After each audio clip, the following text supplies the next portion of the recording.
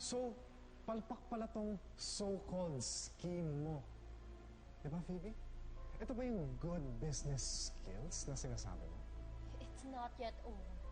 Just wait and see dahil hindi ako marunong sumuko. Okay. So what's your next great idea? Kamagalala, I have something up my sleeve. Hindi ako titigil until I see Rachel's marriage cup.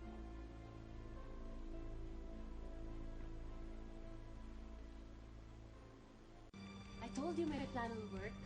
Kung akala ni Rachel na nag-sex tayo. Oh my God, I'm such a great actress. Phoebe, salamat ha. Ikaw lang kasi may hingang kong tulong. Well, you went to the right person, so let's drink to that. Oh, bakit? Nagigilty kasi ako eh.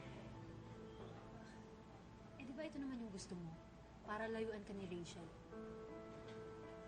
Pero ayoko siyang saktan. Hindi naman sa ganitong paraan. John, ito lang naman yung effective way para iwan ka niya. And remember, you're doing this for baby 30, di ba? Kaya huwag ka magpadala dyan sa guilt mo. Alam mo, pwede bang kalimutan mo na lang muna si Rachel at mag-celebrate tayo?